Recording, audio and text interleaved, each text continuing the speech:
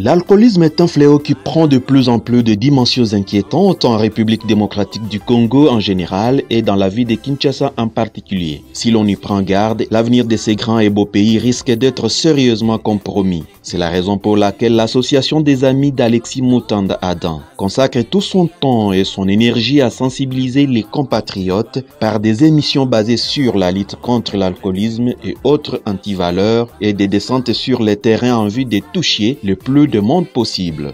C'est l'antenne de Lemba Salongo chez Madame Kabibi Kadisekela qui a eu l'honneur d'organiser ces rendez-vous sous le thème « Les méfaits de l'alcoolisme ». D'entrée de jeu, il fallait d'abord expliquer aux nombreux invités c'est quoi Adam et quels sont ses objectifs. Adam veut dire Association des amis d'Alexis Mutanda.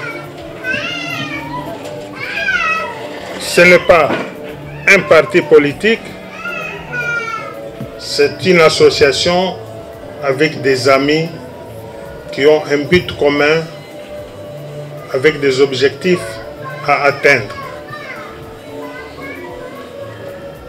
Adam a été créé en juin 2016 suite à l'initiative personnelle de notre président qui s'appelle Alexis Mutanda. Et on a constaté que depuis l'indépendance de notre pays, rien ne va. On se recherche toujours. Le peuple n'a pas reçu ce qu'il attendait. C'est ainsi que notre leader a pris l'initiative de créer cette association qui n'est pas un parti politique, qui a pour but principal d'éveiller la conscience nationale, la conscience collective du peuple, pour que le peuple sache se prendre en charge, le peuple puisse tailler le chemin pour son destin meilleur. Notre association a pour but, bien, comme devise, le leadership. Le leadership fort. Le leadership, c'est quoi? C'est un mot anglais. Leadership, il y a d'abord un leader qui conduit les groupes, qui les amène vers un objectif. Et le groupe qui est derrière les leaders, il suit les leaders pour atteindre des objectifs. C'est ce que nous faisons en suivant notre président Alexis Mutanda Ngoïmana. Et dans le leadership, nous nous appuyons surtout sur l'engagement, sur la responsabilité et sur l'intégrité. Donc le peuple Mokonzi, donc le pays nous appartient. Nous sommes tous responsables de la situation que nous connaissons aujourd'hui. Dans un strict respect des gestes barrières, les invités et les sympathisants venus nombreux ont été édifiés sur l'éveil de la conscience, surtout en ce qui concerne l'abus d'alcool, qui constitue un grand frein pour tout développement, chose que même l'Éternel Dieu avait interdit au roi d'Israël, en Proverbes chapitre 31, versets 4 à 7. Alors dans cette sensibilisation-là, il nous a été dit ici que nous cherchons les leaders. Donc les leaders, ce sont les meneurs de troupes vers un objectif. Ok? Vers un objectif. Et quel est cet objectif-là? Pour que le Congolais soit engagé. Et comment le Congolais peut être engagé s'il n'a pas entendu? Et s'il a entendu, il doit discerner. Et s'il a discerné, à ce moment-là, il sera concerné par la chose elle-même, de telle manière que ce Congolais-là se mette debout, comme le dit notre hymne national, et reprenne le contrôle de son pays. Je vais vous lire quelque chose que notre Créateur a dit. C'est dans les Proverbes 31. Voilà ce que Proverbe 31 dit. ce n'est point au roi, les muels, ce n'est point au roi de boire du vin, ni au prince de rechercher des liqueurs fortes, de peur qu'en buvant, ils oublient la loi. Or, lorsque le roi est adonné au vin, à tout moment il est ivre, il va oublier la loi. Et qu'est-ce qu'il dit? Lorsqu'il oublie la loi, qu'il ne puisse pas méconnaître les droits de tous les malheureux. Ça signifie les pauvres citoyens que nous sommes tous ici. Vous écoutez ce qui est dit encore. Donnez des liqueurs fortes à celui qui périt. Vous me suivez? Qui périt? La jeunesse d'aujourd'hui. Qu'on lui donne ces liqueurs fortes-là, afin qu'il puisse périr carrément. Du vin à celui qui a l'amertume dans l'âme, qu'il boive et oublie sa pauvreté, et qu'il ne se souvienne plus de ses peines. La Bible l'a déjà dit, c'est dans ce but-là qu'on donne, quelqu'un dit voilà, nous, ce pays, il faut le vendre, que nous puissions nous partager le revenu. Comme ça, chacun rentre, je ne sais pas où, il va habiter au ciel ou aller dans d'autres pays. Vous comprenez? Et c'est la jeunesse que vous êtes aujourd'hui qui est atteinte par ces fléaux. Comme nous sommes pendant la période de sensibilisation, nous parlons sur les thèmes, les méfaits de l'alcoolisme. Je pense que tout le monde sait ce que l'alcoolisme crée dans la santé, ce que l'alcoolisme crée. Dans l'alcoolisme, c'est vraiment un fléau qui ronge notre nation, notre pays, de tout le monde, je peux dire. Alors, dans le cadre de notre association, comme nous sommes là pour sensibiliser les jeunes, les mamans, donc tout le monde, la prise de conscience d'abord, c'est ça notre plus grand objectif. Nous voulons vraiment à ce que tout le monde puisse comprendre qu'est-ce que l'alcoolisme crée dans la vie d'un humain et qu'est-ce que ça peut faire à la longue. L'ambiance était totale après que l'Assemblée ait suivi la projection du film réalisé par Adam contre l'alcoolisme, un moment qui a vivement intéressé les invités qui, à leur tour, n'ont pas hésité à poser des questions. La question est juste. L'image est aussi là. Jeune à lobby que Masanga na soit mêlé en haut et puis ça courage que Lukambongo à nourrir famille. Est-ce que ne batumisu ba lobby que bakanga baizi nous wana tout consort. So bakangi baizi nous wana. Est-ce que muto a mêlé en haut pour passer courage que Lukambongo. Ozasu na courage wana que Lukambongo. Est-ce que muto vraiment azana nganda lotoko na ba 10h ne va aucun musarango. Oui, passer courage soga meli Masanga ernini. Et puis ça la plupart au bazo mela Masanga wana. Bazo tozomo na ba bazo langwa. Et puis, si vous avez tout ça, est-ce que vraiment Konzo je ne crois pas. Et puis, ça n'a jamais Konzo. Et puis, ça rend des faiblesses. Et puis, ça rend des pongi.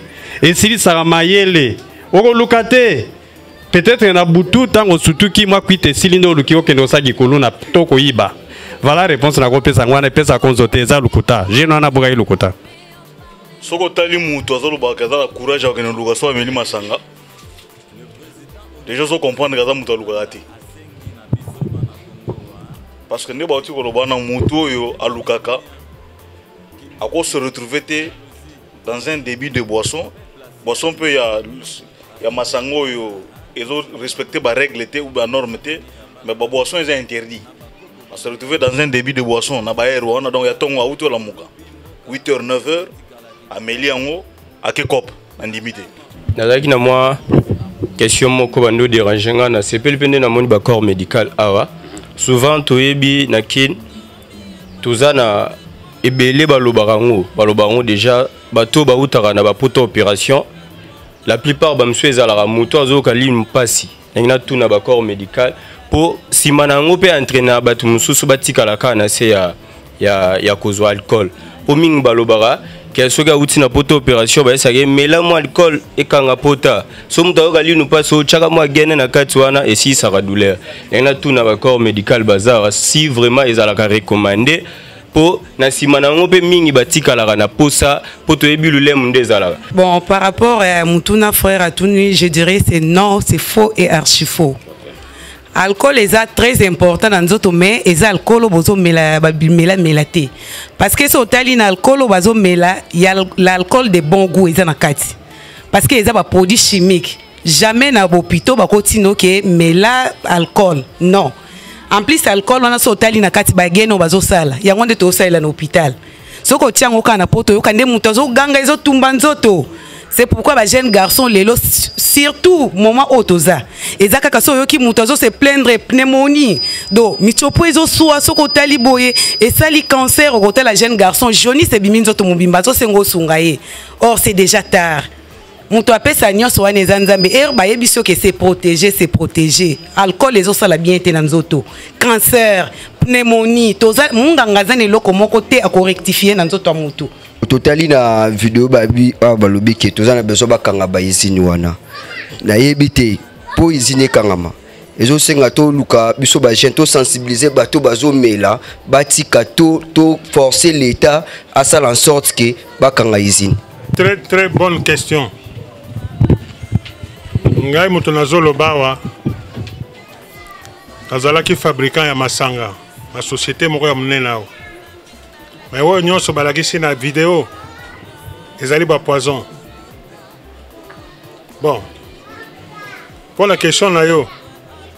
Yango moni toza na association na biso Adam. Biloko wana o lobby. Ils allaient biloko neti ba anti-valeur.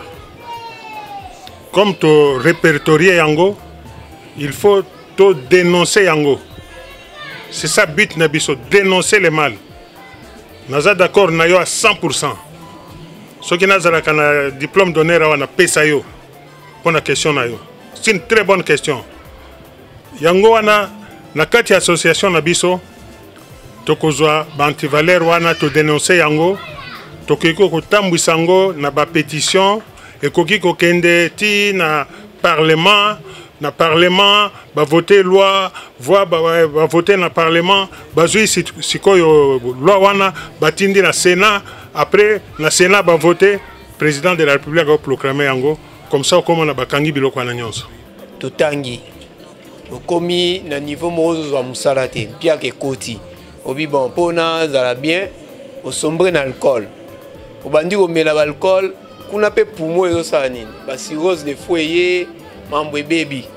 Maman peut aller voir Kinshasa tout à coup demande de mon côté quelque part ba bengio. Yebisangai. OK na malade na musalo betika 1 mois pas besoin salaire. Après au koufi, au gagner ni. C'est mieux to zoa ba précaution avant to melaté pour que lobby so ibe musale ye o que no sala ngona nzoto kolongono. C'est ça ce qui est important. Ba msuba lo ba soto kangi ba izini par exemple. Bandeko ba osala na ba suka wapi. Menga na otuna sko bandeko wana o ba osala. Ozi salaire tantôt à $100, to ebinde ba indie ba futa kana ba libanais. Ozi salaire à $100, ozongi na parler bondeko na beli cirrhose des fois. Pona nini amele masanga o yozo sala na izini wana. Na $100 wana est-ce qu'on traiter cirrhose des fois? Ce sont des questions au faut biso moto se poser. Quelque part ba bakota na chômage, mais quelque part biso to sauver ba vie. Ah ouais, ça dit qu'on va sauver d'abord ba vie na biso. Pour ba autorité belé ba na bango inconscient.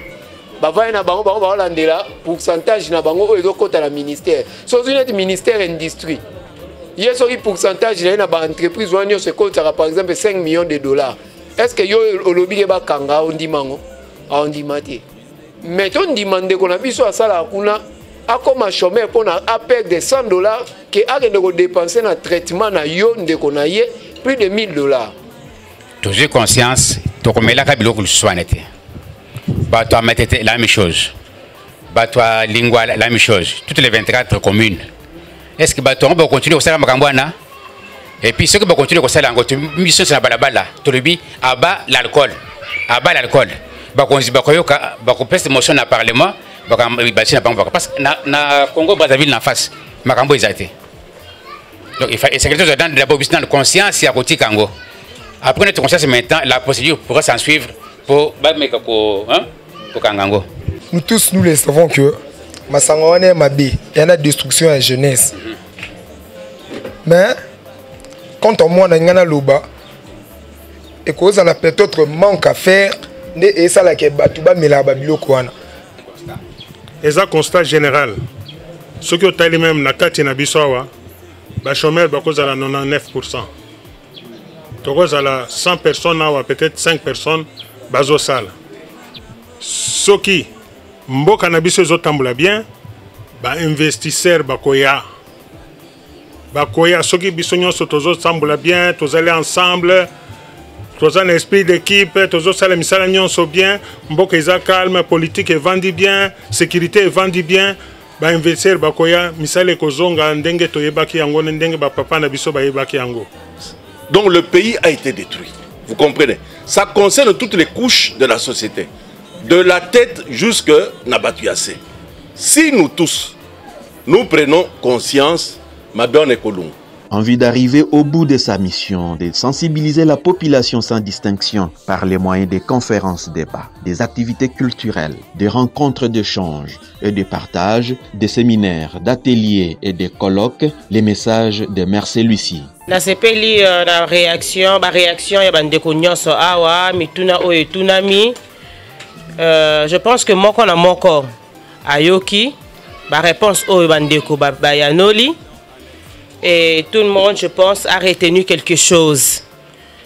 Tolobeli ba méfait ya alcoolisme balobi te que alcool eza mabe parce que on doit faire la différence entre l'alcool et l'alcoolisme. Toyeba un peu ko comprendre yango. Donc emeleli mabe ya alcool nde ezoboma ezo détruire. Tant aux autres beza point ba masanga wana tango ko banda ngo mukie ezo pesa au sentiment o melaka kaka nde tozo koma na ba niveau wana. Adam eza association oyo to sangani banso pour que to lutter contre ba antivaleur. Na ba antivaleur o tozo lutter nde alcoolisme pe eza na kati. Alors pour ceux qui veulent nous accompagner na lutte wana to pesa qui adresse ezali et puis antenne ya salongo ezali boya elongo na bino to sangana banso to mona ndenge nini ya kosala pona ko lutter contre ba antivaleur wana. Je pense que message oyo eza pona biso nyonso tant to kobima to kabola yango na baninga to kabola yango na baninga ko talisa mabe oyo masanga wana ezo sala. Mabe o masanga wana ezo mema. Ya koloba eza ebele, tant eza penza mingi te. Mais association ezo continuer. O eza antenne ya Lemba Salongo. Mtu nyonso tu o ya moni kaza penza na mutuna. Donc ebele ya koyeba concernant association. Aye na adresse Otozali, l'avenue Ngina numéro 14. Nazali, Tokosolola ebele concernant cette association. Dans ce Tosali Kaka, slogan wana, il y a ensemble sauvons notre pays. Toko sangana biso nyonso et longo toko sauver mboka na biso. Il s'y est signalé qu'après l'étape de Lemba Salongo, Adam va sensibiliser les habitants de pompage dans la commune de Ngialiema avant de parcourir toute la ville de Kinshasa et ses environs.